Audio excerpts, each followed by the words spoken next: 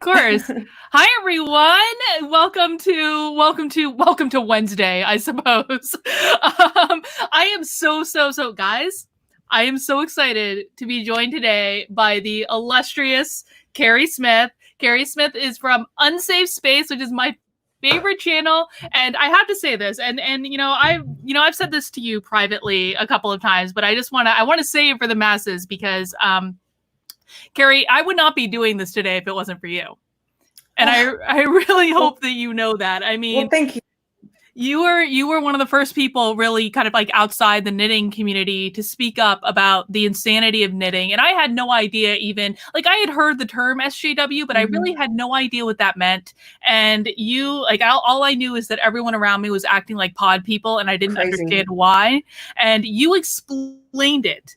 And that's what is so great about Unsafe Space is you guys have so much content and you explain things so clearly because you were a social justice warrior for 20 years. You lived it, right? Yes, I did live it. But thank you for saying that because that's why we do the show is I want people to feel like it's okay to speak up and to say what they believe. And and also because like you said, you hadn't heard the term before. There's so many people who are now, especially now, coming into contact with this ideology for the first time. And it sounds very good. Some of it sounds very good. To some people, it sounded good to me. For 20 years, I preached it. Right. And so we kind of want to offer people, a very concise, this is what it claims to be. This is what it really is. And here's why you shouldn't be afraid of confronting it. And so thank you. And it's so important now because, I mean, come on, the world has lost their mind. And we're going to talk about that. But before, I wanted to show you before we get into it. Look what I'm wearing. Oh my gosh, the screaming lady. Thank you. That's our Unsafe Space merch. Carter designed that one. Do you remember the Brexit one? I think you and I were laughing over that one. Yes. Oh my God. She was spilling her tea. Oh my God. I still lose it every time someone posts that. It's amazing. It cracks me up. Anyway. So I thought maybe we could just start off just kind of like with some background information because I don't want to make the assumption that everyone here knows what a social justice warrior is or kind of like your background in that. So can you take us through kind of you sent me your bio. I totally forgot to read it, but you can tell us. Okay, yes. So I currently host a podcast called Unsafe Space. We currently have two shows we do. One's called Coffee Break. It's a live show we do Mondays and Fridays. It's kind of current events with my co-host and the founder of Unsafe Space, Carter Laren. And then we also do a very specific show called Deprogrammed. We just released a new episode today of Deprogrammed. Deprogrammed is more of a deep dive. It's meant to be a deep dive into my old belief system, which I most often call SJW ideology. And like you said, I was a true believer. I was indoctrinated into this belief system in college over 20 years ago. I preached it with fervor. I was one of the people trying to reteach they have new definitions for words, right? So I was one of the people trying to teach people, no, this is what racism really means, prejudice plus power. I was doing that 20 years ago on early feminist message boards before it reached the mainstream like it has today. And, sexism is prejudice plus power, all of those redefinitions. I was dyed in the wool. And over a period of about 2 or 3 years, I started coming out of it. And I call it a cult of belief. It is very much like a cult. It takes a while to come out of it when you're that deeply in it. And it certainly wasn't, one day I woke up. It was a slow transformation. But once I realized what the belief system really is, maybe because I spent so long pushing it. I pushed it in my career. I was a comedy manager and producer. I managed comedians. At the height of my career, I produced a television show on FX called Totally Biased with W. Kamau Bell, who I tended to represent, for the most part, comedians who shared my ideology. I used my career, like a lot of SJWs do, to push my ideology. That's why you see it in all these companies, corporations, entertainment, everything, media. They're all taught at school, like I was, to become activists for this belief system. And so I used it to push that show that we produced. I produced that show with Chris Rock. I think of it as one of the first SJW comedy shows. And after that, we saw just an influx of them. And started coming out of my belief system shortly after, a couple years after that. So because I spent so much time pushing it, maybe that's the reason I feel like it's so important to talk about what it is and what it's not. And I feel so like my purpose has become speaking about the dangers and the evil of this belief system and trying to help people like get a grasp for what it really is. Yeah. Did that And answer? I think it is great. And I think that, we're seeing it really is like a cult. I mean, how I've been seeing people have been sending me all these documents that their organizations have been sending them lately about, how to get more involved and how to support, oppressed populations. And it's insidious like a cult because it starts out so innocent and it starts out so kind of, you feel like you're on the side of fundamental good. And I was looking through this document. Someone sent me a big PDF from the American Cancer Society that they sent all their employees last night. And I was kind of looking through it, and it was simple things like, oh, you can read White Fragility, and here's a list of books that you can read with your kid, and why don't you donate to these causes? And how it kind of seems to me is it reminds me of things like Scientology or Landmark, which are also cults, but they start out good. They start out with the little nuggets of like wisdom that's built on ancient wisdom. And so it works for you and it makes people feel good because it's not stuff they invented, it's stuff they appropriated. But once you get past those little nuggets of wisdom, all of a sudden you're paying them all your money to be taught how to live life in their terms, and you're in a cult before you even realize it. You're exactly right.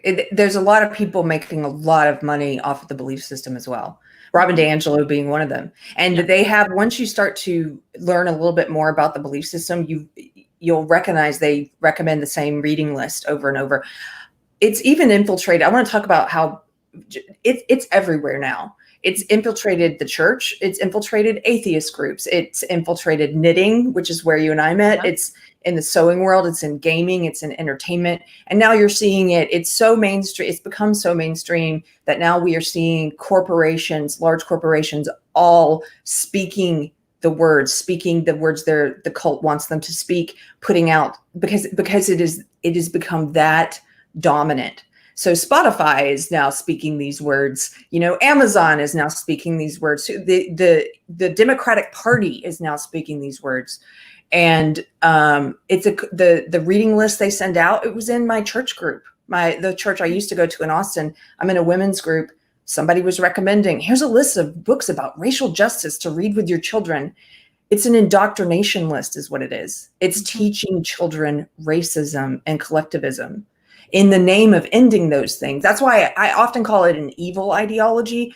The reason I call it evil is because there are a lot of people in it with bad intentions who are just there for power, money, fame, what have you, or they're there because like the company, like the corporations, it's what's popular right now. Right. They don't really care about it. They don't really care. They're just saying what is in vogue, what's in style, what's in fashion right now. But then there's a lot of people in it who with really good intent, like I was in it. That's how I know there are people in it who believe it, who are true believers, who want to do good. That's why I call it evil, because it takes people who want to fight things like racism and sexism, and it turns them into puppets, into mouthpieces for the exact things they think they're fighting. It turns them into mouthpieces for racism and sexism. And the way that one of the ways it does that is that it redefines words.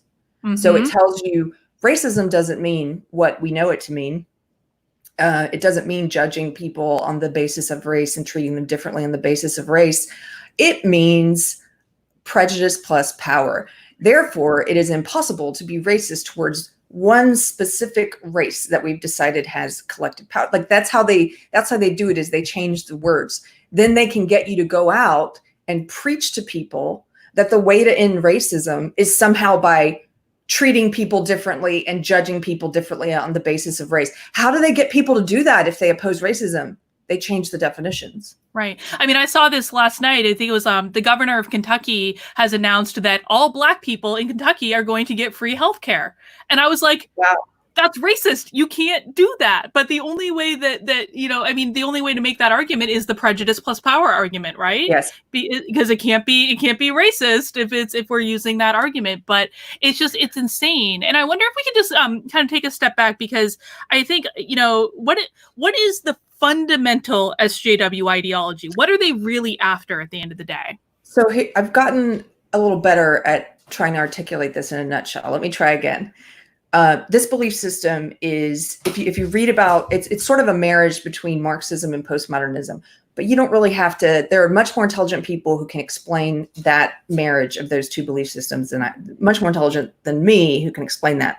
But think of it like this. Marxism said that the best way to look at the world was as a struggle for money between different classes of people.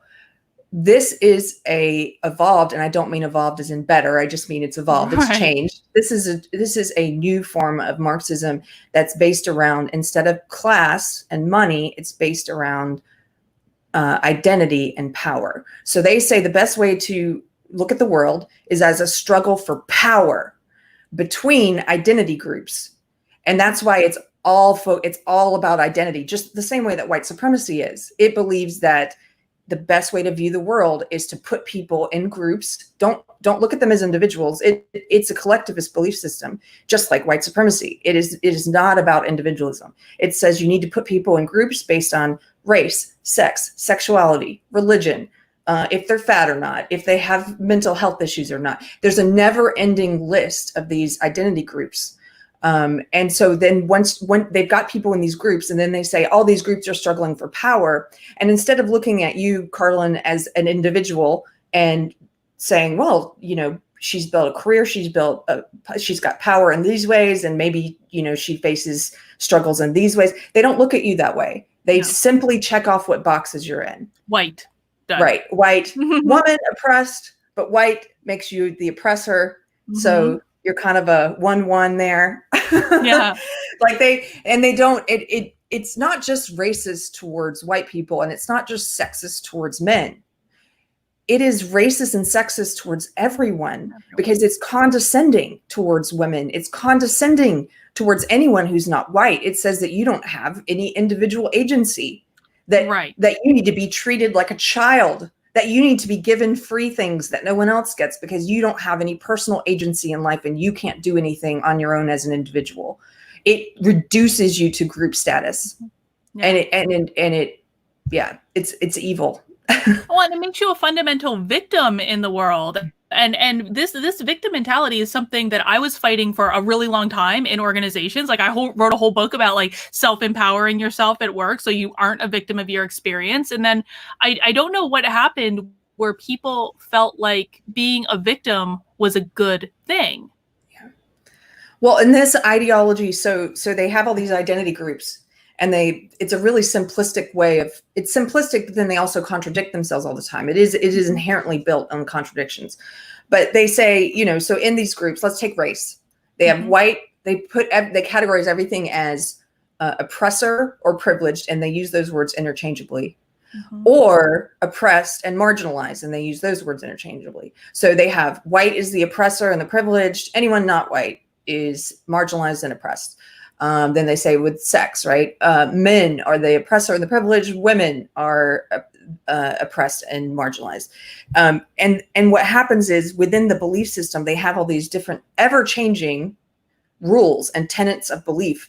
One of those tenets of belief is that because they're looking at the world as a struggle for power between identity groups, they say, okay, let's say we're talking to Carter, my co-host, who's a straight white man. They say Carter has the most power here in this group.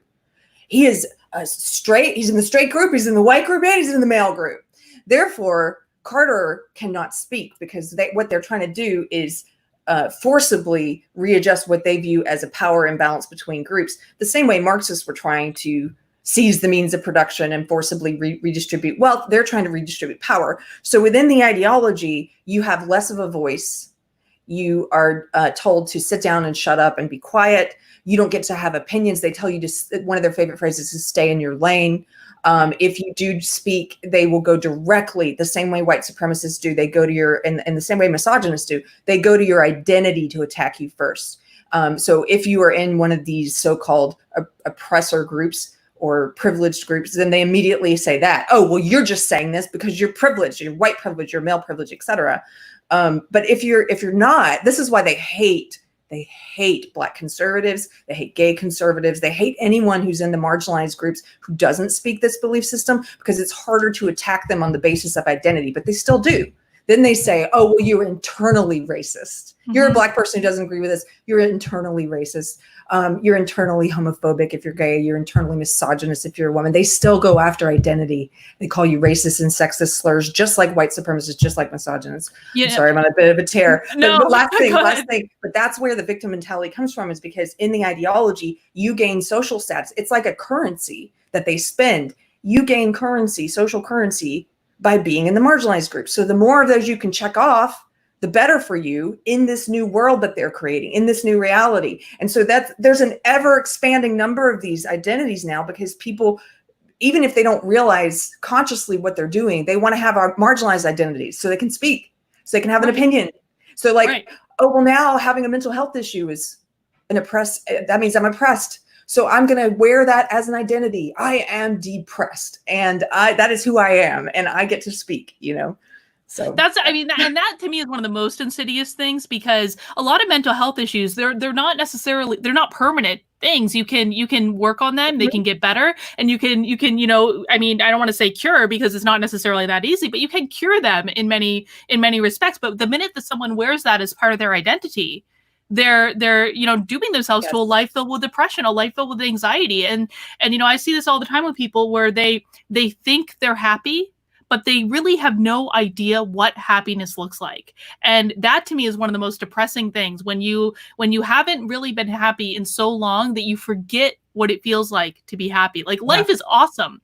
People should be enjoying every minute of it. And you just simply can't when you're in this ideology.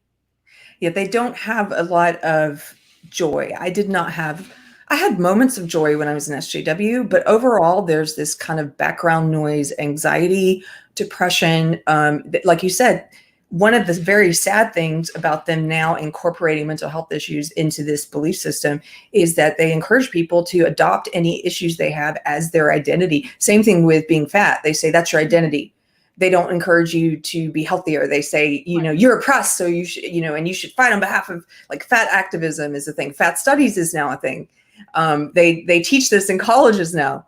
And so people stay in these they encourage you to stay in any unhealthy behaviors, because those are your badge of oppression. And you're right. It's like, I think a lot of the fear and the anxiety that comes from this cult is because a lot of times people are not speaking, they're not speaking truth. They're not speaking real things. They're speaking lies. They're saying racism, it's impossible to be racist towards a specific race. That is a lie.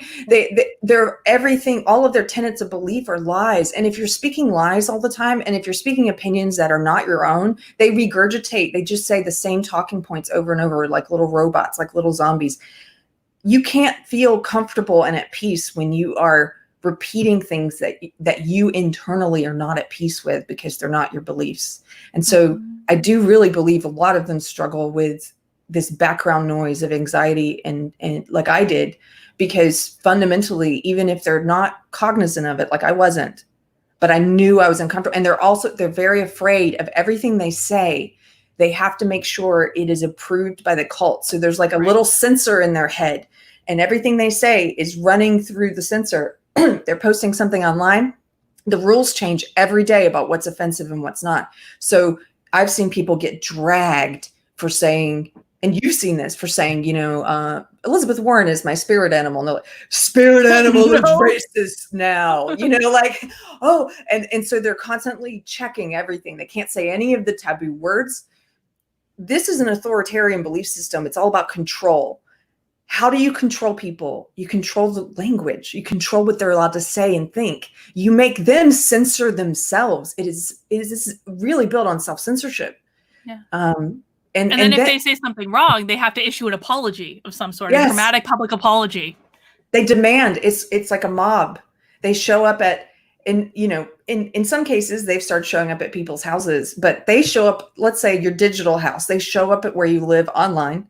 Let's say you have a shop or a small business, or they come to your social media presence as a mob with their little virtual pitchforks, and they demand that you take a knee, that you bow, that you kneel, that you submit to this belief system, and you speak their words, and you speak a demanded apology.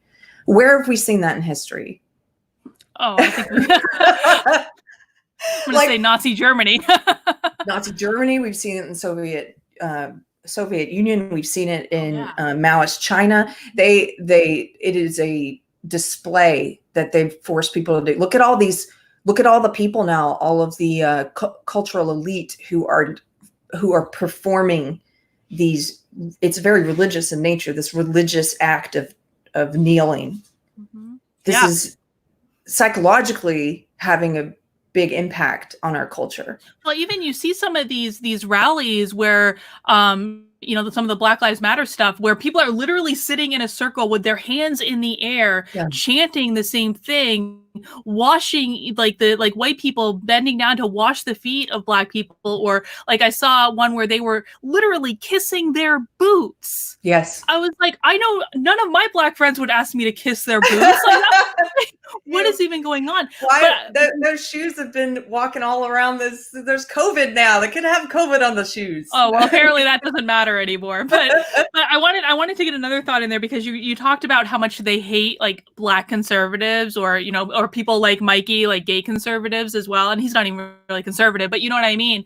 I saw one of my liberal friends yesterday post something about how Candace Owens is a grifter. And almost immediately, like underneath it, there was a white man, obviously, responded calling her Aunt Jemima. And I was like, that's racist. What are you doing? But it doesn't, but it's okay because it's Candace Owens. So I'm still in a couple different SJW groups on Facebook. I've seen exactly what you're saying, Carlin. Yesterday I saw there's a group I'm in for my town. This is everywhere. This is in your town. This is in your kids' elementary school. This is in kindergartens now. They are teaching the same belief system I learned in college. They're now teaching it to kids. Right. But in my little town, there's a group. It's an SJW group I'm in, and white people now. So this is how they contradict themselves. They are saying you have to, if you're white, you must shut up and listen to people of color, that you don't have a right to have an opinion that disagrees. What it really means is you can't disagree with this ideology. And here's how you know that's what it means. Because people in my group, they listen. Let's say they're idealistic and they're in this for the right reasons. And they're like, okay, I've learned this rule. We must shut up and listen to voices of color, right? Mm-hmm. A couple of people in the group started sharing videos of Candace Owens, Terrence K. Williams, Coleman Hughes. Sure, that went over well. Yeah, David Harris. And they're like, I don't really understand. I guess it was their first introduction to some of these people. I don't understand why she has this position, but I'm willing to listen. I saw a white woman say that. That's what the SJW is. I'm willing to listen, be quiet and listen. What happened? The ones who set if you think of this as a religion, the ones who create the tenets of belief, the ones who are like the high priest and priestess of the movement. And maybe there's a high priest in your community or a high priest in whatever group you're in. They come in and tell you why the rules are now different. Mm-hmm. The rules of shut up and listen to voices of color don't apply to this person, to these people, to these Black people. Why? Because it's not about shutting up and listening to voices of color. It is about shutting up and listening to the ideology. And these people are not speaking the ideology. So what does it do? It tars and feathers them. Yeah. Digitally. They call them racist names, Uncle Tom, Aunt Jemima. They denigrate them. They go right to the heart of identity again, but it's harder to do that because they're Black, but they do it. And then what do you see from the white SJWs who are there listening? Okay, thank you for explaining. They follow along with these mental gymnastics. It's insane. I've been watching I've been rewatching Benjamin Boyce's series about Evergreen State College. Wow. And if you guys haven't watched that full series, he's got a video of like 20 different videos because he was a student at Evergreen when all of the chaos was happening. And there was, there was this one moment where they had this big meeting of all the student body in the library, and only people of color were allowed to speak, except for Brett Weinstein's students who were students of color, because they weren't saying the right thing. They were defending him. And so they were silenced immediately. They were silenced. It's not about what they say it's about. And you can see that they contradict themselves all the time. But then if you use reason, or if you use argumentation or logic, and you point out the flaws in this belief system, it's Marxism married with postmodernism. The postmodernist influence in this belief system basically says that there's no objective truth. Everything is relative. That's how they can change the rule. The rules don't have to make sense. They attack the very foundations of the things the tools that we use to have discourse, to come to agreement, to avoid war, to avoid violence. They attack those things. They say logic and reason and free speech, and that these things are tools of white supremacy, that these things are tools of the sexist patriarchy. They make those things off limits.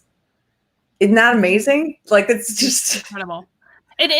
So I want to get through a couple super chats because you guys have been sending them in, and I really do appreciate it.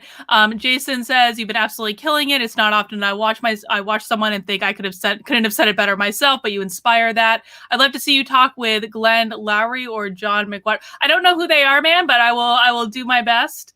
Let's see, Nicole asked the question of how do we stop it? What do we do? And I do want to get to that question. I want to cover some other things first, but thank you, Nicole.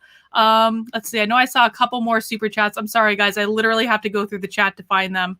I don't know where that one's going to be, but someone sent me a $5 super chat. I'm sorry, it's disappeared off my screen. I missed it. Luke Hesley says, please have more of those brilliant guests on your platform. I'm glad she got out of the SJW cult. I think, I guess that's a good question, Carrie, is like, I guess where I want to start is, why is this so almost addictive to people? Like, it gets its claws into people, and it's like people switch on a dime. I remember, because I think a lot of people here know this, like, I worked in higher education for like 10 years, and so most of my friends, most of my social circles were from higher education. That was just where they were. And I remember the first minute, they used to be normal, used to be completely normal people. And I remember the first time that it started kind of showing up was that they were all telling me to shut up all of a sudden. And I was like, I don't think that's a good idea. That's not how you change minds. And I was trying to be very logical about it. I was trying to be like, guys, that's not how the brain works. I talk about this all the time. It's not how you change minds. And they're like, no, shut up, Carlin, and listen. And so I guess, like, what is it about this ideology that makes people just switch on a dime like that? So it's a slow build. It appears to be on a dime, but it's not. Just like leaving the cult took me a while. Getting fully immersed in it takes a while. What we're seeing right now is, I'm thinking of it. I think it's a new phase of the ideology. What we've seen previous to this in the past, maybe 5 years or so, is it's been ramping up. And we all know, if you're watching this channel, I'm sure you know people who speak this ideology, this religion very passionately and fervently, and who I would call ideologues, who are possessed by this belief system. But now what you're seeing is a lot of people who casually accepted these tenets of belief, or some of them, and who've been primed over a period of years to accept this, but maybe weren't vocally out there like evangelists, like preaching it. Those people are now being called to the carpet by the belief system. They're being told, now is the time. You need to, it's like sleeper cells being activated. You need to have the difficult conversations with the people in your lives. And I'm hearing from parents who are getting confronted by their children, their adult children, their children who are in high school.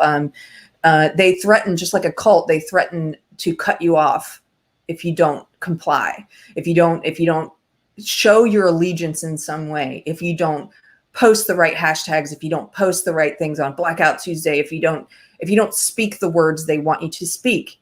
And just like a cult, they use this. They're dividing families. They're dividing friend groups. I have friends who I've been talking about this for a few years now. I have friends who are still in entertainment, who are still in the ideology. Some people who are still in journalism and activism, and who have been pushing this, who are now wanting to talk to me because they're suddenly noticing that something seems not quite right. But that's because we're in a new phase of it, where it's really, you're seeing it, like I said, from all the corporations now. It's everywhere now. This is a ramped up version of it. Now it's like, you post your allegiance or you're out. You're an evil person, right? They're really good at doing that. So I guess to answer your question, it's a slow boil. They've been laying the foundations of this for a while.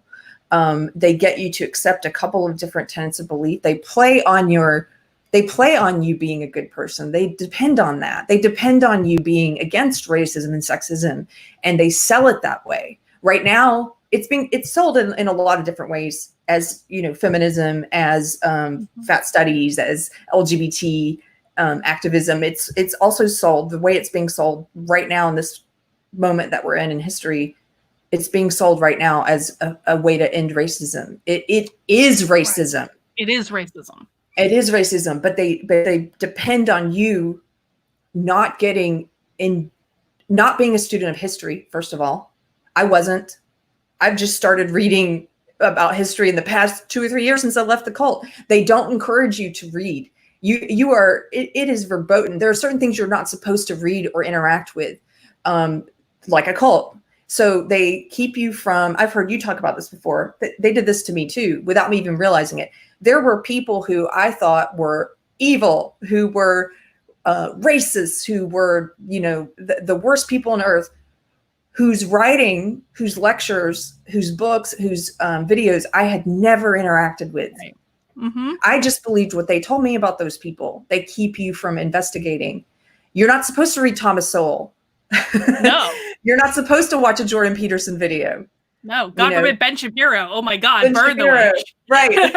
You're not supposed to have friends with different views. Mm-hmm. They don't believe in the concept of, it's a form of fundamentalism. They don't believe in differing opinions. There is one true belief, and you must, many mouths speaking one belief system. That's it. They don't believe in the idea of steel sharpening steel.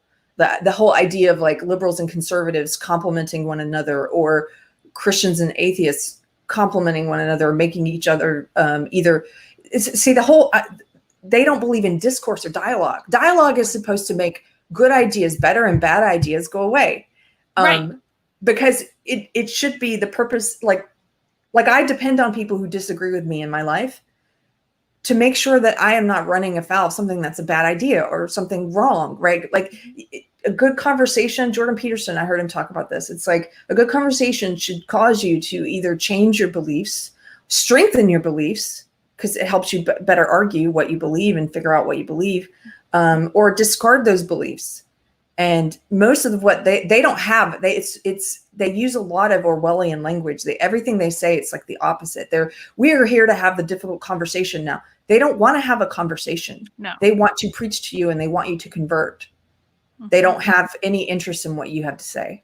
And I see this all the time in my civil discussion group on Facebook, because, there are over 3,000 people in it. They come from all different points of view, left, right, center, whatever. And the whole purpose of the group is to have civil dialogue. People on the right that come into the group, they genuinely want to. They really want to hear from people on the left. They really want to understand, and they keep an open mind about things. And they're very grateful when people on the left come to them and just have a nice conversation with them without calling them names. People on the left, I get messages all the time. It used to be almost every day, and now it's starting to lessen, but it was almost every single day from someone on the left saying, well, this isn't civil dialogue. I don't know what you're trying to do here. And I would be like, okay, well, what was the problem? What happened? And essentially what eventually comes out is, oh, well, they didn't agree with me and they're not listening to my facts, and these people don't respect science. And I was like, okay, well, rule number 2 of the group literally says the goal is not to change anyone's mind. So you're breaking rule number 2. So you can do your own inner reflection there, but that's part of what we're doing here. It's funny. One of the things I did before I started co-hosting on Unsafe Space was after the election. I started this. It's very similar in intention. I have these things called civility dinners, and we sit down. It started with a small group. We sit down. We have dinner in someone's home. Although now I think we're going to start doing it in public places. I don't know how many. Yeah, it's probably a good for my idea. safety, having people in my home, I'm not, but we have. I when I started this, I was coming out of the SJW left. I went to actually a Mike Cernovich meetup in Austin so I could meet some conservatives. And you know what's funny? I met liberals there. I met people like me who were looking for other open-minded people, but I did meet some conservatives there. I did meet some Republicans there, and I invited them to come out to the first civility dinner, and we started doing these dinners. And it's like you said, what I started to notice was that, and not all people, we definitely have some, there's one person in particular I'm thinking of who's a very rabid Trumper or very rabid Republican who's kind of closed-minded about listening to other ideas. But for the most part, on average, the people who were coming from the right are excited to talk to people on the left and to have a conversation. A lot of them don't understand what has happened to the left. They don't understand that this whole SJW belief system is eating like classical liberalism. It is becoming the dominant. It is what the left is now. And so they don't understand why conversations have stopped, a lot of them. And but look, having these dinners has been one of the greatest blessings in my life, because you get to come together with people. We have people on the right, people on the left, people who are Christian, people who are atheists, and everyone. You're breaking bread with someone. It's like it's harder to be hateful to someone when you are having dinner with them. Right. But it does self-select for people who want to have those kind of conversations. So we don't get ideologues there for the most part. Well, and I think things have gotten even more insidious since we've all been kind of like stuck in our homes more or less for the past several months, because all people are doing is communicating on email and Facebook and Slack and all these things, and it just fundamentally dehumanizes people. Like I at this point I refuse. I even said to my old friend group, because they all like to talk crap about me online, right? And so I commented, I was like, I'm not commenting on Facebook to you guys. Like, I'm not having this conversation here. If you want to get on a Zoom with me and ask me questions in person so you can see that I'm a real live human being, like that's fine. But we're not doing this back and forth here. So we got a couple of super chats. I hope I can pull some of them up. Michelle asked, what do we do? And I want to get to that question in a sec, along with Nicole's question. Oh, we got one for your laugh, Carrie. Oh, Marilla. Good. How great is that? Sandykins, hi. We've got all the Unsafe Space folks in here, I think. And guys, I'm sorry, I missed some of them. I don't know how to bring them back if I just kind of saw them like in passing. Redwall says there's always been people who don't want to listen. The difference is that the stubborn left are typically also online and able to spread their stubbornness and their echo chamber. I generally agree with that. So Carrie, like what changed for you? What was the thing that caused you to kind of start waking up? So thank you for asking. That's a great question. It took me a while to kind of try and figure this out. It was emotional at first. If you guys haven't read it, you should really check out Jonathan Haidt has a book called The Righteous Mind, why good people are divided by politics and religion, I think is the subtitle. And in it, he talks a lot about how our minds are built. We have an emotional mind and we have a rational mind. You can think of it that way. He calls the emotional mind your elephant and your rational mind is your rider. Your elephant, most of the time, is leading your rider. You will emotionally feel something is right, and then you will work backwards and have your rational mind justify it. Mm-hmm. And then there's another book I read after that, which actually referenced that book. It's called Love Your Enemies by Arthur Brooks. And Arthur Brooks, and he talks about how we have to learn to essentially speak to the elephant. You have to speak to people's emotion first. We often find that, like, we think that if we just give people the right facts and information, they'll come along, they'll change their opinion. It's not about facts. What changed for me, one of the first things that happened that I can pinpoint that started to open my mind up a little bit was I went down a rabbit hole on YouTube of videos of people on supposedly my side on the left physically assaulting Trump supporters outside of Trump rallies. And I had never seen these videos. I believed the narrative. I was in my little echo chamber. I was told Trump supporters are violent. They're the ones doing the violence, although I didn't see those videos, not to the same degree. When I opened this up, the media didn't tell me about this. This is people videoing this on their phones and putting it on YouTube. And by the way, YouTube is just like every other large corporation and Google. They have been converged upon by this ideology. They keep changing their algorithm. They've changed it to such a degree now where it's hard to find videos like this now. I don't know if I would have went down that rabbit hole today, because now they just push legacy media. But I found these. I watched one after another, and I just started crying because I was so naive, and I didn't know this was happening. And when you see somebody hitting someone with a brick and people bloodied and a mob pushing the girl that they were throwing eggs at. I don't know if you saw that video. It emotionally did something to me, and it opened my mind emotionally, and that has to happen first. And so I think people need to get better. Those of us who are pushing back against this belief system, and this is not a right left thing. I'm a liberal. I'm just not an SJW. Right. It doesn't matter if you're atheist or Christian, or if you are on Republican or Democrat or right or left or conservative, or it doesn't matter. We need to all be speaking against this. And we all have different gifts and talents, and we're all in different, you can think about whatever world you're in, it's a gift that you're there. You're there to speak to that community, those people, the people in your life, even if it's just one-on-one conversations. We have to get better at telling a story. The facts can come later. We have the facts on our side, but we have to get better at, here's a great example. Cernovich, who I mentioned earlier, this is a guy on the right who I follow. Cernovich said somebody should be taking the audio that just linked from Chicago of the mayor and the alderman arguing and it's basically like Chicago's lost, right? Right. Somebody should be taking that and making a viral video, superimposing images of the destruction alongside images and video of the politicians and the media who are supporting this, and intercut it. What does that do? That talks to people's elephants. You're showing them the destruction. Show the Black business owners who are in tears. Show the people that they claim to care about who are hurting because of this, and speak to their elephant first, because your facts, they're not going to hear. They're not going to hear unless you can learn how to create compelling narratives. And they're really good at speaking to the elephant. The SJW left, it's all they do is speak to emotion. Well, and I think one of the fundamental things that they, that they used to get people on their team is if you don't agree with them, they're going to call you a racist.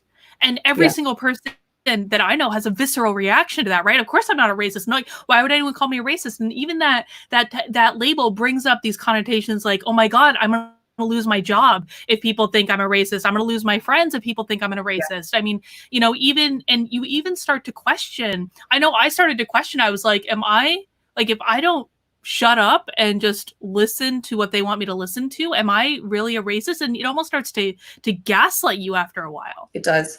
But see, Carlin, the fact that you asked that question, I asked those questions of myself too. I was like, wait, what's happening to me? Am I, trying to figure it out and untangle what was going on as I was leaving this cult? The fact that you asked that question, that makes you're not one of them ultimately, because you're a person who you're self-reflective. You check yourself. One of the most important quotes I heard as I started leaving this ideology was the Nietzsche quote. I was going to a spiritual center at the time, and I don't know if you would call him a preacher, but the guy who was leading the service, he gave this quote, and I had heard it before, but it didn't stick with me until then. It was, be careful fighting monsters, lest you become the monster you're fighting. Mm-hmm. And that for me was like, wow. Well, first of all, that's what SJWs have become. They think they're fighting racism and sexism. They are racism and sexism. Right. They have become the monsters they fight. They are creating the monsters.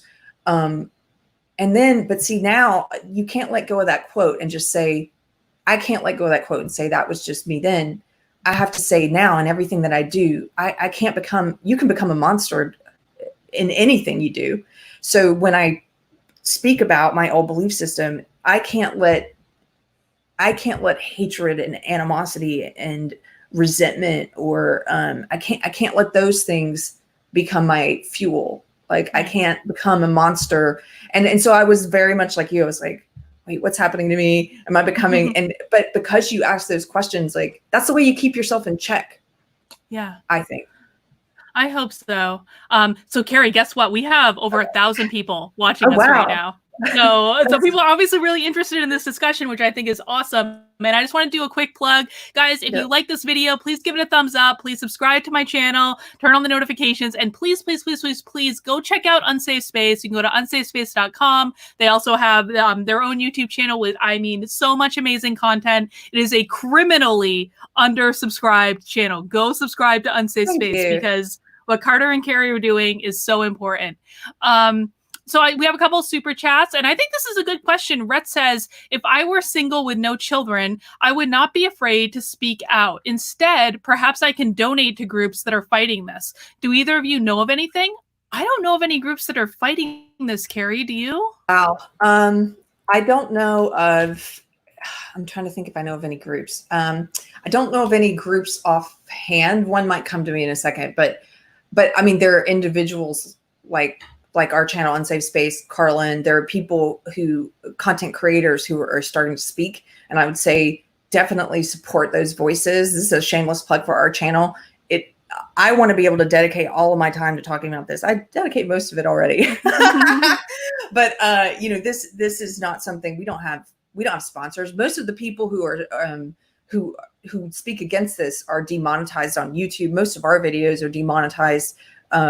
They regularly unsubscribe people from our channel. I found out yesterday, Carlin, they unsubscribed me, my personal account, Carrie Smith, that I used to comment and stuff on YouTube. Did. They unsubscribed me from Unsafe Space. So say support those voices. And I'm going to think a little bit more about organizations. Some of the people I follow, and I'm sure you follow some of these people, like some people who are liberal, like Helen Pluckrose, James Lindsay. I have Helen Pluckrose on this channel next week, guys. That's shameless awesome. Plug next Wednesday at 2 p.m. That's great. We got a chance to speak with her on Deprogrammed, and it was one of the most interesting. She's one of those people I mentioned earlier who can more intelligently speak about the marriage between postmodernism and Marxism. People like that, like I would say, support those voices, because on all sides, they are the powers that be, big social, they're doing what they can to censor any alternative viewpoint. So I guess that would be my answer to that question right now. Awesome. And thank you guys for checking this out. I feel like, Carlin, I was so excited to talk to you because, like I said, I feel like we're in a new phase of the belief system, of it being spread, and we're seeing it push forward a little more. And my inbox is full of people who are scared. And I know you've seen some of these too, people who are afraid of losing their jobs, people who are being forced to comply, and people who are afraid for their family, losing friends, losing their sense of security and privacy. And the thing is, it will only get worse. Now is the time to speak in whatever way you can. It doesn't have to, everybody doesn't have to speak in the same way. You don't have to start a YouTube. You don't have to, you can talk to your people in your life when the opportunity arises, but you want to speak now before things go in such a bad direction. And there are several bad directions it could go in. If you, again, look at history, now is the time to be brave. And not saying those fears are not justified. They're completely justified. Yes, believe me. Are. I know how justified they are. Carter and I gave up our careers essentially to do this, so I could say whatever I wanted. But you have to do it now. You have to be brave now. And truth is on our side. And I believe in truth, and I believe that this ideology will fall. It's just a matter of how long we let it continue, what it takes for it to fall, how much destruction we allow along the way.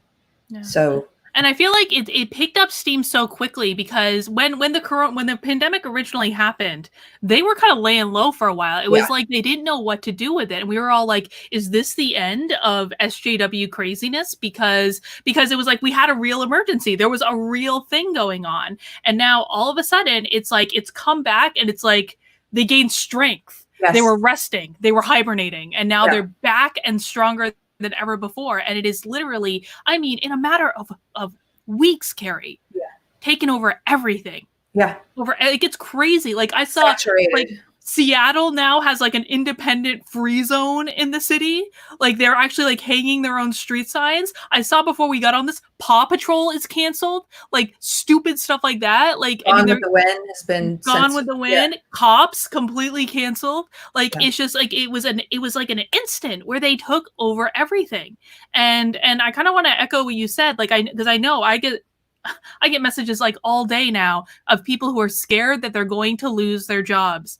And I understand it. I mean, one of the things I've emphasized is one of the reasons I'm speaking up is I don't report to anyone. There's no way to cancel me. Yeah, I get emails on my website all the time trying to scare me. They're like, you're never going to work again if you keep saying, I'm like, okay, whatever.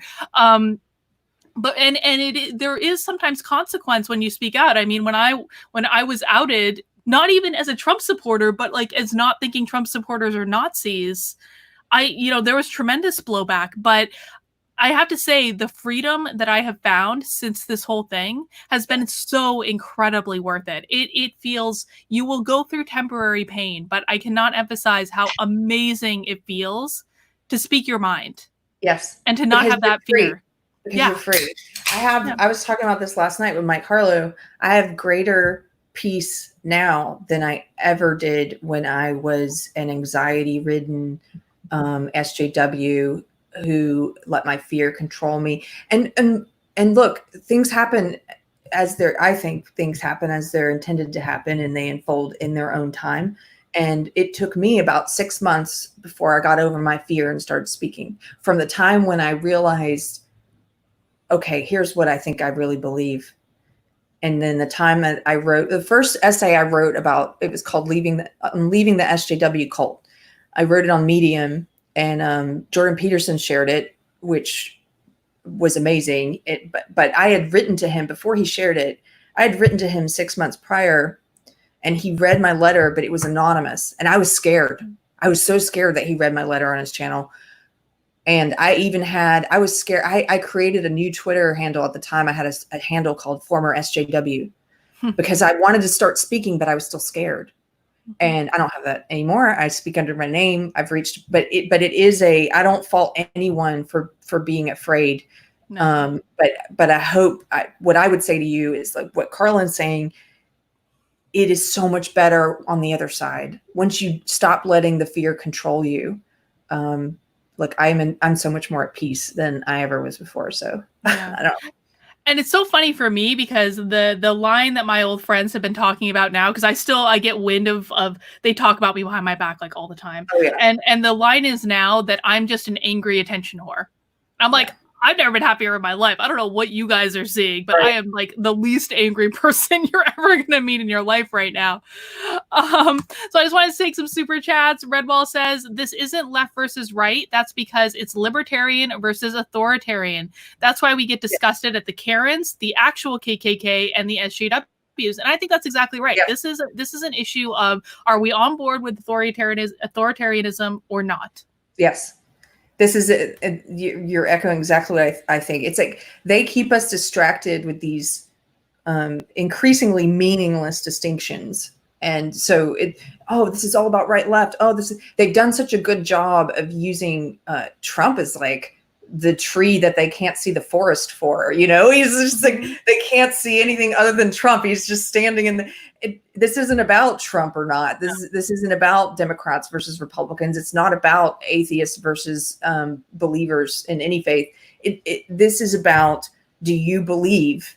And there's two choices being offered to you. That is true. One of those choices, it's my old ideology. It is authoritarianism. It is a belief in force and violence. It's a belief in censorship. It is a belief in collectivism instead of individualism. It's a belief in racism and sexism, judging people and treating people differently on their identity, like whatever group they happen to be in, treating them as a group instead of as a person. It is ultimately, it ends in, I think the roots of it are nihilistic. It's without meaning and purpose. It substitutes meaning and purpose for some people. That's why I say it functions like a religion. It gives people a sense of purpose. But the ends of this belief system, we've seen this before. It's the death of millions of people. It's destruction, it's destruction of everything that I would say is good. It's a destruction of what's your other choice? Individualism, treating people as individuals, regardless of their race or their sex or their gender, sexuality, just treating people well. Actual anti-racism and anti-sexism, individual liberty, freedom of speech, the non-aggression principle. Like, I don't believe in the initiation of force unless it's in self-defense. Which, by the way, here's an aside. One of the ways they are trying to sneak in this justification for violence is by equating words and silence with violence. This is why you see their signs, which, again, they contradict themselves all the time. They say your words are violence. They also say your silence is violence. Why are they trying to conflate speech or the lack thereof with violence? Because they want to be able to say it is self-defense to actually be violent towards you. They want to be violent towards you for what you do or don't say. Yeah, because it's okay to punch Nazis. Yeah. So, and then they label everyone a Nazi. Of course. Dan says, I often ask SJWs what the justification behind Black Lives Matter violence in Sweden would be. What mindset justifies it there? I'm not sure I know enough about Sweden to have an intelligent answer to that question, to be honest. I think the reason you're asking, correct me if I'm wrong, is because there's not a large Black population there. It doesn't matter. This isn't a belief system built on facts or statistics or like, even in my community, I've saw some people asking, why are there protests happening here? Did something happen here? It doesn't matter if something happened here or not. This is a global, it has become a global belief system. Primarily here's what's interesting about it, as much as they talk about privilege, this is an elite privileged ideology. It's in Western countries, it's in Western governments and media. The people you see speaking it, are elite, I would say, cultural gatekeepers, and they're gatekeepers to the public square, to what we're allowed to say online, to what we get fed in entertainment and media.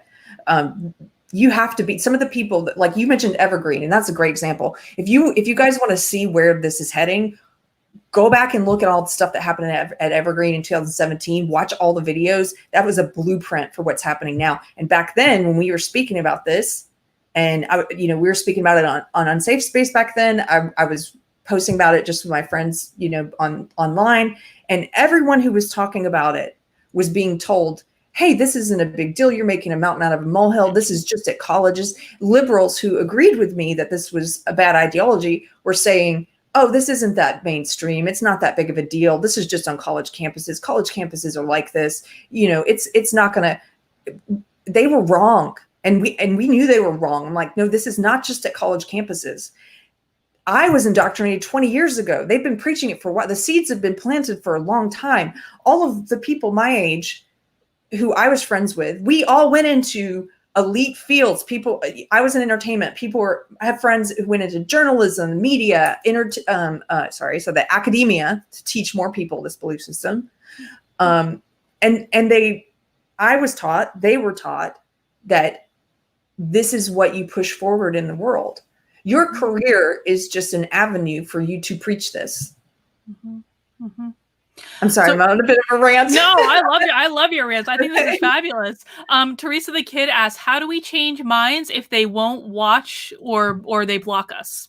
So that's a good question. And I'm going to answer it by saying, I saw someone in the chat earlier. I just looked in there briefly, and somebody was saying, but isn't using emotion kind of cheap? That's what they do.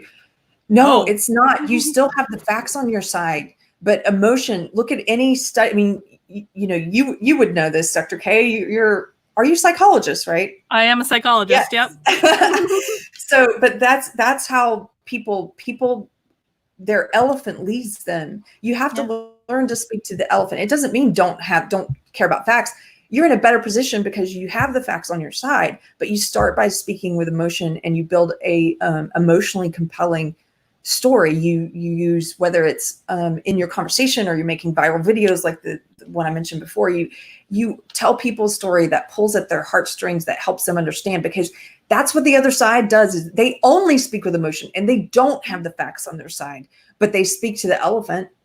Right. And we need to get better at speaking to the elephant. So yeah, if they won't hear or listen, I don't usually send people that I'm trying to convince. I don't usually send them certainly I don't send them videos from the right, because they're going to commit genetic fallacy and say, I'm not going to watch that. That's Tucker Carlson or whatever. Yeah.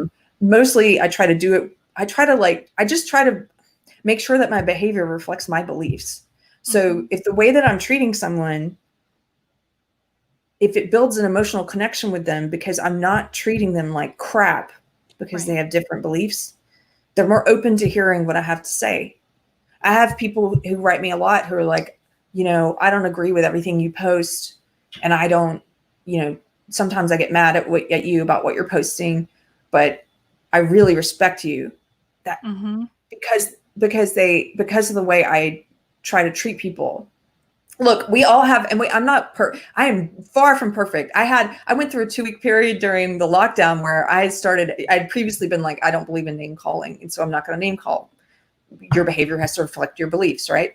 I went through a period of about 2 weeks where I've just set that aside. And I was like, calling names, and it didn't work for me. It did not work for me. And it took me back to that Nietzsche quote about becoming the monster you fight. And I had to let go of that again. You have to make sure your behavior tells people what you believe.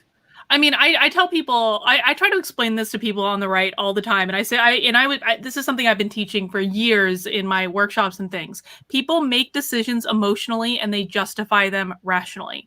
Yes. That is true of every single person. And what I hear all the time, and I'm sure you do too, is, Carlin, people on the right make decisions based on facts and people on the left make decisions based on emotions. No, you all do the same thing. You're just processing the information in different ways.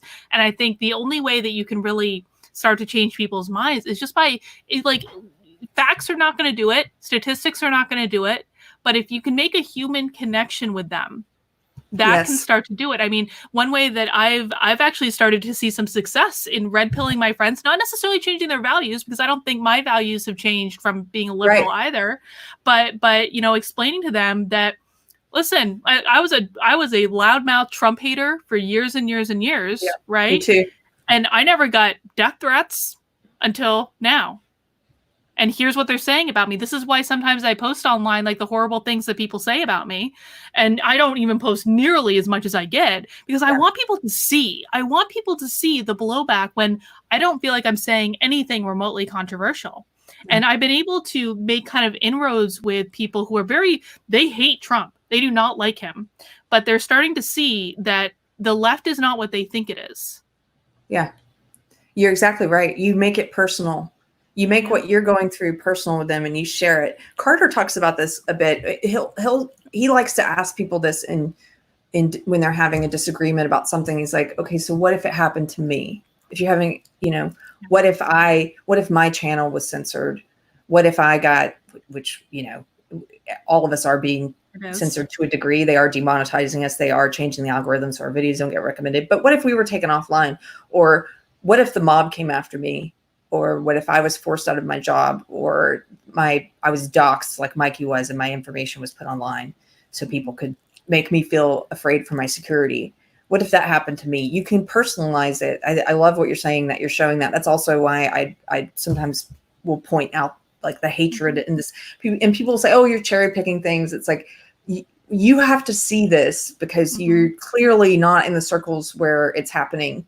If you're, I have a lot of friends who are on the left who, I wouldn't say they're full on SJWs yet, but they accept some of the tenets. They're in that period where they're now being pressured to walk the walk, to speak the words. But it helps. Those are the people that I think you can reach, who are on the fence, who've accepted some of the tenets of the belief, but not all of it, Yeah. And you have to, like you said, they have the same values. Right. At the end of the day, they are against racism and sexism like you are. You have to show them how this belief system is racist and sexist, because it does a great job of selling itself as the opposite. a It great job. it really does. Redwall says another issue is that the political compass test doesn't use libertarian and authoritarian in the same sense we use them today. They use them in the economic sense and not in the liberty sense, which I don't know. I think that makes I think I agree with that. Yeah, I think so. Let's see, guys. I'm sorry. I'm just going through the chat to look for some other super chats. Oh, thank you, and thank you. By the way, I know I'm not getting to every one of the super chats, but I really do appreciate it. Have you guys listened to the interview with Yuri Bezmenov? He was a Soviet defector and ex-KGB op. Yes, I can speak to that. Have you watched it? I have not. Oh gosh, you guys need to watch this. He basically talked about how there's a number of interviews with him. You can hopefully still find them on YouTube. He came out in the 80s and started doing interviews where he was talking about. He said, people always think of being a spy as the majority of the work being something that it's not. He was like, the majority of the work was actually convincing America to eat itself. Like, that's not his words, I'm paraphrasing, but he's like, we went into the universities. Like, he's talking about this ideology, Marxism, a new form of Marxism. It's like, went into the ideologies. And if you could convince a people, if you can convince a people to censor themselves, to tear themselves down, to tear their country down, that's so much easier than you having to do it. Oh my God, it's so insidious. It's like, so Unsafe Space has a book club, and we read some fantastic books together. I'm not reading the current one, but I'm looking forward to Ayn Rand coming up, because I've never read her before. But we read Fahrenheit 451 a couple months back, and I hated that book in high school, and now it's terrifying, because it was all about, one of the things that we talked about in book club was there was no government that was forcing people to burn books. It was the people that wanted the books to burn. Yes. Yeah. Crazy. That book, so many of those books, the reason I love the book club is because we're, like you said, revisiting books that now in the current time that we're in, and maybe because I'm an adult now, but I'm appreciating them in a totally different way. And they have so much application to real life. Somebody asked, are we getting to things you can do yet other than speak to the elephant? Because I have another suggestion. Whenever you're ready, I know you have. Let me get one more super chat that just came in. You can notice those socialists are working or subsidized by the government. Lib arts totally depend on the government and government jobs. UN and government have agreement and plans. It's billions in grant and subsidies and government contracts. Yeah. All right. What else do you have for us, Carrie? How can we fight? Learn to speak to people's elephant. Number one. Mm-hmm. Learn to speak and tell an emotionally compelling story that is backed up with your facts. Number two, become a student of history. Start reading now so that you are more comfortable in your historical grounding, so that you understand what this belief system is. It's not new. It's just evolved. It's just changed a little. Start reading, for me, I'm saying this because these are things I've been doing. This is what I've done, is, trying to feel more comfortable in my understanding of what this belief system is. You don't have to be a person who speaks super geeky, you don't have to be a person who talks about the complexities of Marxism and postmodernism and how they marry one another, but you definitely want to know a little bit about it so that you're comfortable talking about it in conversations. And just for you, so it helps you see this so much more clearly when you realize, oh, there's nothing new under the sun. This has happened time and time again. We happen to be living in very interesting times again. Yes. This has happened before. The other thing I would say, and this is just for me, I'm not trying to preach to anyone. This cult-like religion, for me, it was a way to replace God and religion, and I fully believe in what Peterson talks about, which Nietzsche talks about, which is that when you remove God, something will rush in to fill that vacuum. And this is ultimately an empty replacement, I think, because it doesn't have a concept of grace, because there is no concept of forgiveness. It's not about love and acceptance and individualism. It is an evil replacement and an empty one. And like you said, it leaves people, they don't have joy. It leaves people feeling empty and hollow, stuck in a continual perpetuation of having to perform these virtue signaling signs of allegiance, and they're never washed of their original sin being their privilege, right? But so for me, once I started leaving this, I found God. I'm not saying that's going to happen for everyone. It doesn't happen for everyone, but find out, I guess I'll put it this way, find out what you believe and why. Carter, my co-host on Unsafe Space, is an atheist. He's like, he doesn't believe that you need to have a belief in God to have a list of what your principles, your moral principles for life and how to live. But there is a lot to learn from, I think, the Bible. And he and I have had conversations about, even if you don't believe in God, you can look at the Bible stories the way Jordan Peterson does, as story, like an allegory for how best to live. There's a lot of stuff in there that you don't have to learn the hard way. Like, I learned a lot of things the hard way. You can, hey, don't lie. Yeah, yeah. Hey, don't speak lies. That's one of the most important things you can do, is stop speaking lies. Peterson says this all the time. Stop saying things that are not true. Think about your words more. Not in a self-censorship way, just in a way of like, do I feel grounded and comfortable in saying this, or does it make me feel weak to say this? Yeah. So, and you know, this is actually a good time for me to plug, because I'm actually doing a book club on Sunday this week with my locals community, and we're reading a book called Conversations with God, which is not, this is not a Christian book. And like, I appreciate having a moment to talk to you about this, because I'm not a Christian, but I'm a very spiritual person. And my belief in God is, it's essentially, the idea is that, you know, we all come from God. We all come from the same place. I'm you, you're me, but we're all here to have different experiences. And we've all made that choice before we ever come here about what we are here to learn. And that means that fundamentally, I'm on a different path than you. And so therefore, in some respects, it's not up to me to judge your life and your choices, but it is up to me to say, what am I contributing to my experience? What choices can I make differently? And knowing that because we're all part of God, God's going to love me no matter what. Like that beautiful, like unconditional love. And I feel like, there's nothing like that in SJW. No. I mean, and that's part of what makes me so sad, because there's security in that. There's grounding in that. It's like every moment of every day is a chance to make a different choice about what we're contributing. And so when I look at people who are probably, I mean, I tend to agree with you that I think there are a lot of people in this ideology that are coming from a good place, and they think they're doing good in the world, and they think it's about creating a more fair and just society. And then there are people that are acting in bad faith, that are just using it for power and control. And I look at those people, and oftentimes they look very old. They age so quickly because they're so angry all the time. And I'm like, what are you contributing to your experience? What does it say about you and your relationship with the world and with other people, that this is how you have to treat people in order to feel secure? Yeah, you're absolutely right. Well, I think that's part of anybody who's living, whether it's riddled with this belief system or riddled with some other bad, something bad that they haven't addressed. I think you're right. I think it does prematurely age people. Oh my God. I forget. How old are you? Are you going to admit? I'm 39. Oh, I'm close. I'm 41. I think I look pretty good for 39. Yeah, I'm not angry. You look pretty good for 41. Well, thank you. Dave Rubin said to me the other day, because I had drinks with him the other day, he's like, you could have told me you were 27 and I would have believed it. I was like, thank you. Thank you. I like you even more now than I already did.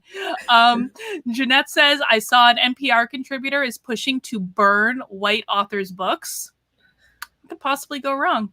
Not surprised. What could possibly go wrong? This is the world that we're in now. This is and look at what is happening with people like there's the soccer star who just got fired for something his wife tweeted, or a tweet that she liked. I mean, this is the world that we're in now.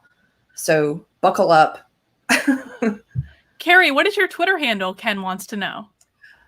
It's KS as in Sam, E, Mama Jamma. KSE Mama Jamma. I know it's long and confusing. When I started it, I never thought I would be saying anything that anybody would be following me. I should probably change it. Ken, if you go to my Twitter, if you follow me on there, and the information is in the description below, I've been tagging Carrie in this, so you should be able to find her pretty quickly. Oh, cool. Thank you. Problem is that if you don't promote women or trans or solar, then you can't make money. Make a movie about trans girls and you have grants and access to huge government programs and contracts. But the irony is that like the woke movies don't make any money. Like think about what was that fucking Birds of Prey movie that was like the stupidest movie in the history of movies? It made no money. They had to rename it and then re-release it. It was crazy. All their crap. So I worked in SJW comedy, which yes, I know there's a joke there that it's not funny. but see, they push the ideology trumps whatever the original goal was of an organization or a field. So it's hard to sometimes wrap your mind around how they will make decisions that are not profitable if you're talking about a company, for example. But that's when the ideology has converged. There's a word people use for it, convergence, to such a degree that the people in charge start speaking it and preaching it. It has now become more important than their original goal, which is why you see at YouTube, the goal is not to have a variety of viewpoints and to have these monetized so they're making money, you're making money. The goal is not what you would think it would be for a company. The goal of YouTube is now to spread this ideology and to try and squash dissent. That's it becomes the primary goal. And in comedy, in their movies, when they put ideology, especially in art, when they put the ideology first, I've had SJWs argue with me about really unfunny SNL sketches that are just preaching. And they're like, yes, well, it may not, and they agree. They go like, well, it may not have been funny, but I agree with the message. It was a very important message. I'm like, well, then it's not achieving its primary goal, which is to make you laugh. Like that. But that again shows you how cult-like this is, because the belief system is all of prime importance to them. Right. More important than anything else. That's in the church. It scares me in the church because you can only serve one God, and it has infiltrated a lot of churches, and it is now, this is what they are preaching, and the gospel's down here, you know. Al Dente asks, can we draw this depression and single-minded programming similarities to Invasion of the Body Snatchers? Could the pod people have been a foresight of this programming? I mean, I have been using Invasion of the Body Snatchers reference like all over the place. I feel like that's what it is. I feel like you have the normal people who just don't pay attention and they're just out living their lives and they don't really know what's going on. And then you have the pod people, and more pod people slowly pop up. And the normal people are like, why is everyone acting so weird? I don't know what's going on. And it just keeps growing and growing and growing until you either join or die. Yeah, we talked about that. And for anyone interested in the knitting world, this may have been the video where you and I got introduced. We did a video called the SJW Knitting Circle of Hell. Took me a second. And Carter put up a picture of, oh gosh, what's his name? From the original not the original, the 70s Invasion of the Body Snatchers. I can't think of his name, that actor. Anyway. Donald Sutherland. Donald Sutherland, yes. And it is like that. All of a sudden they change and again, it's not the switch isn't flipped. The switch is flipped to turn them on, but the programming has started years before. But then they get turned on and you're like, what's happening?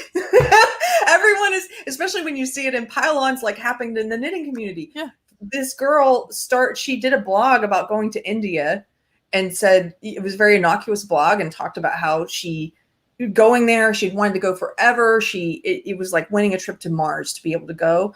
And for that, she was piled on. They came, essentially to digitally stone her. They started contacting every business she worked with to get them to denounce her. It sounds crazy if you're not in this world, but this happened to her. And you saw people over the course of several days who started off supporting her, who then got like, they started speaking the words, I now renounce everything I said and I denounce her, and it is like invasion of it's pod people is a great analogy. Well, and look, go ahead.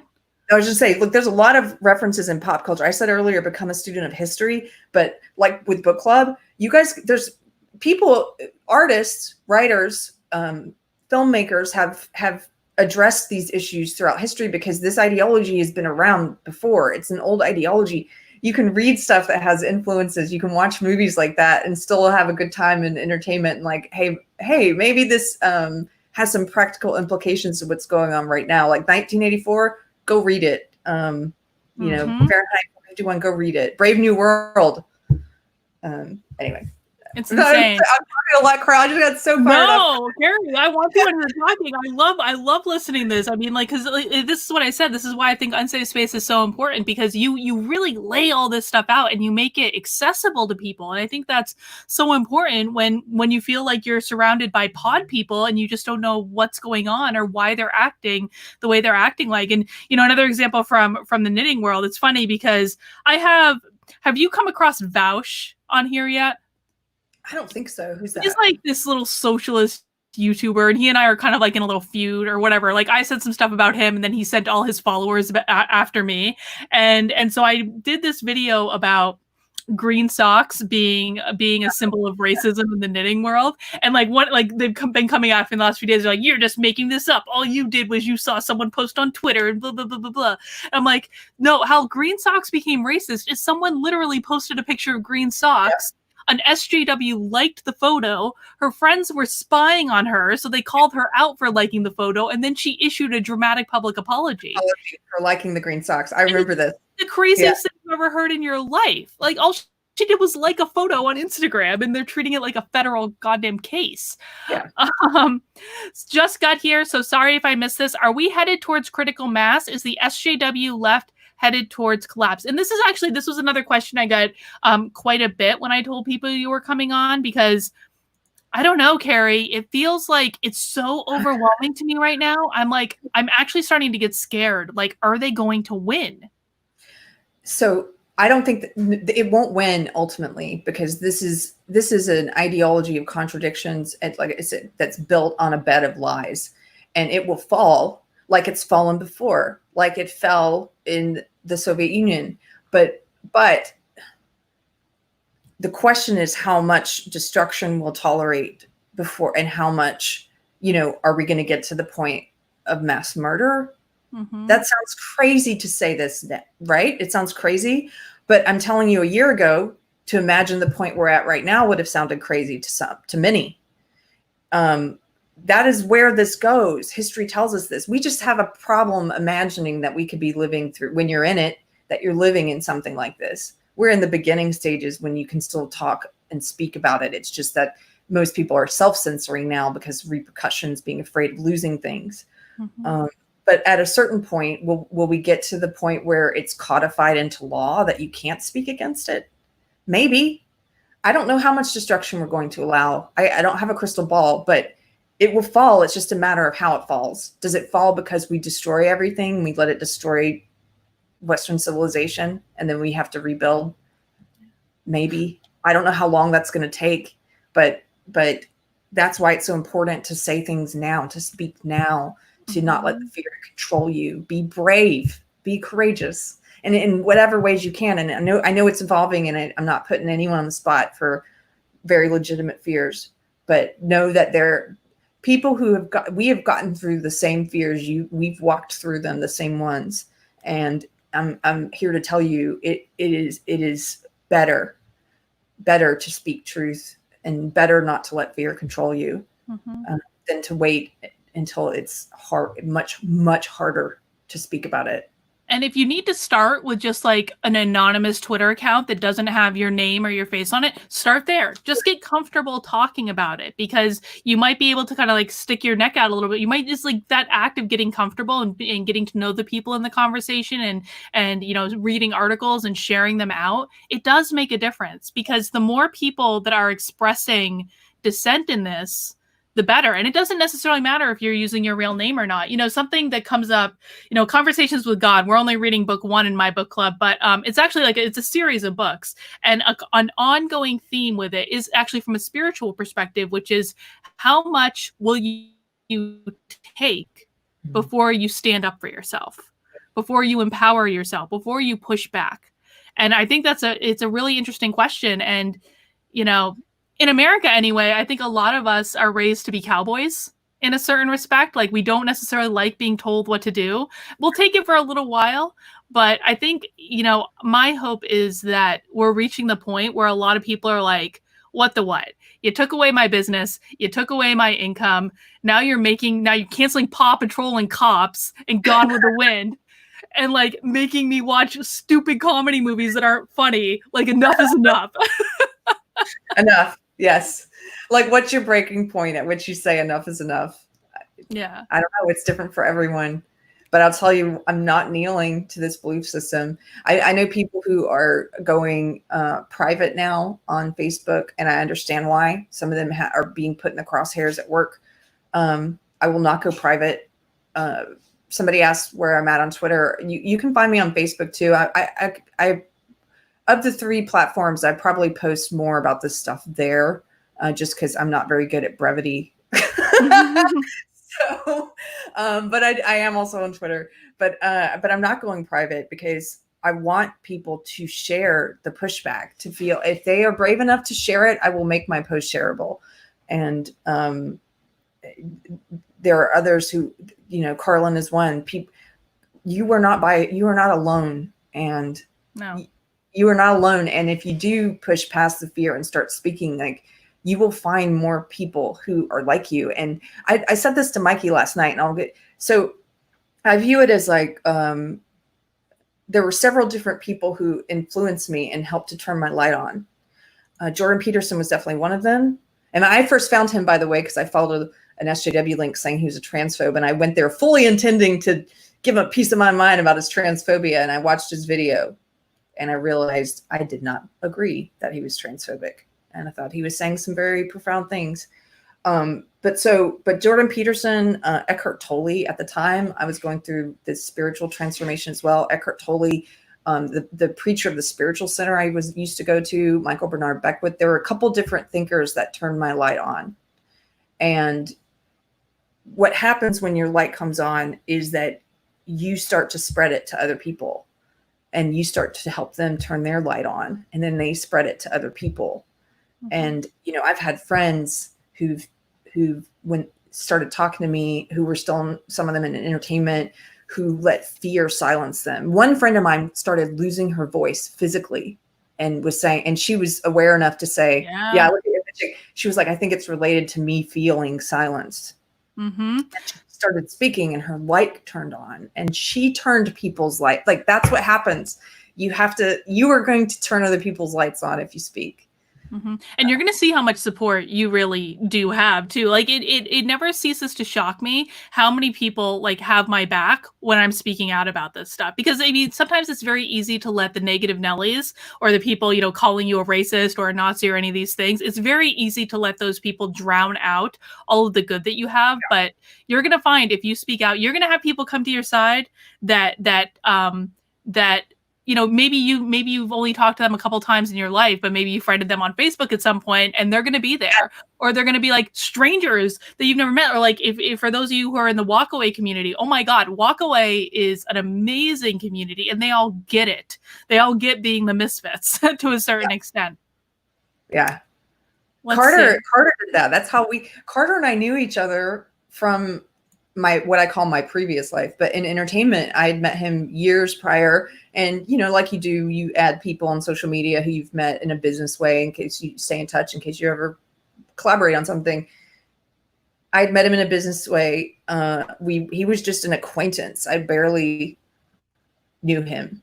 And then when I started speaking, I lost a lot of friends, a lot of SJW friends, but the girl who I mentioned who was losing her voice, she was an acquaintance from entertainment. She's one of my best friends now. Like, he got in touch with me. He's one of my best friends now. He's like, wow, I see what you're saying. And, you're going to find the people who support.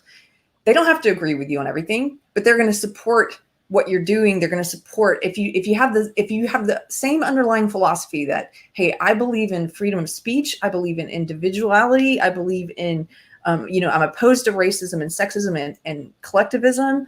I'm against censorship and violence. I believe in individual liberty.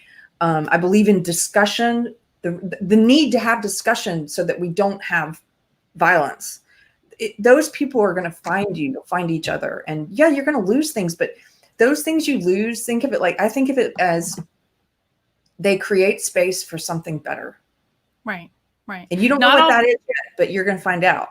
Not all relationships are meant to last forever. Yes. I mean, I believe there's certain people that come into our lives and maybe they're our best friend for a certain period of time, but you just grow apart, and that's just part of life. And don't make the assumption that just because they leave that other people aren't going to take that place, because they absolutely will. I've made so many friends since I discovered Unsafe Space. I mean, even just like the Unsafe Space community, like that is a really, really good community of people. We might force you to learn how to knit at some point, but like, but it's really good people. You might be invited to a knitting retreat. You might be invited to a knitting retreat in Iceland. That'd actually be amazing. We should definitely do that. We should do that. Leia says, do you think the left will stop showing Mel Brooks films? They got rid of History of the World Part 1, but Blazing Saddles is still online. His films are awesome and hilarious. You know, when Gone with the Wind got pulled off of HBO Max yesterday, the very first thing, first of all, I think that's an amazing movie, and the irony of that movie being pulled now is that it was the first Black woman to win an Academy Award was in that movie, and she gave an amazing performance. Mammy dropped that down. Exactly. But I mean, I definitely, one of the things I tweeted out was like, how many amazing movies would never get made now? Never get made because of all this nonsense. Yeah. If we let these people, and they're going back in there, you see this with, it's about destruction of everything. I mean, I believe personally in nihilism is one of the things at the root, but they want to destroy history. They want to destroy the history of art. They're in the colleges, you know, now they're not going to be teaching the Renaissance or anything. It's all white supremacy.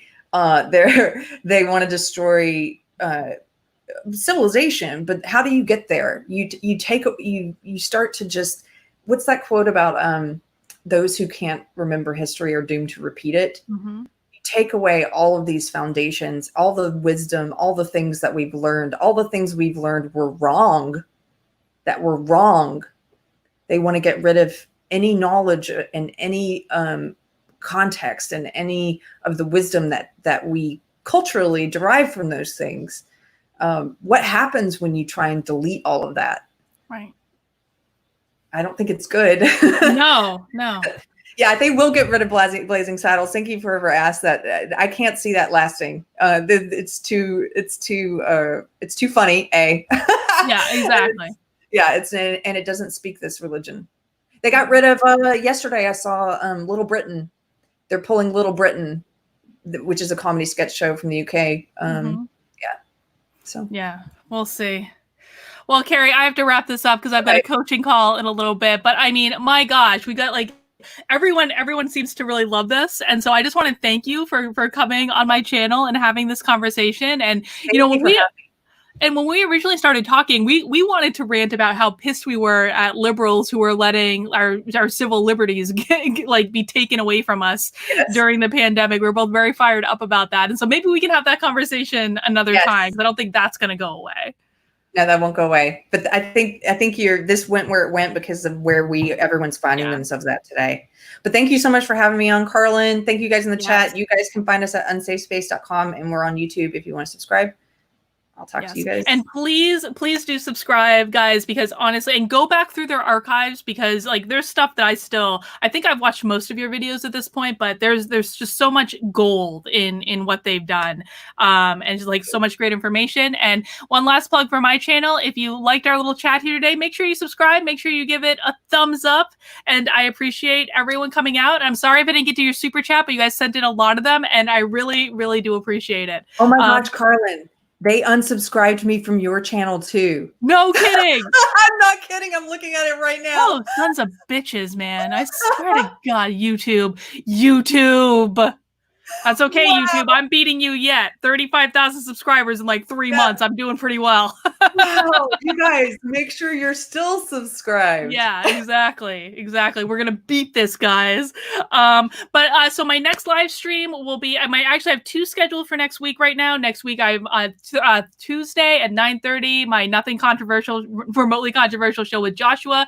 But what you really want to mark your calendar for is Wednesday, 2 p.m. Eastern time. Helen Pluckrose is going to be here, and we're going to be talking about the insidious nature of white fragility in organizations. I cannot wait to have this conversation, and it's going to be awesome. So thank you all for coming out today, and I will be at you with another video very, very soon.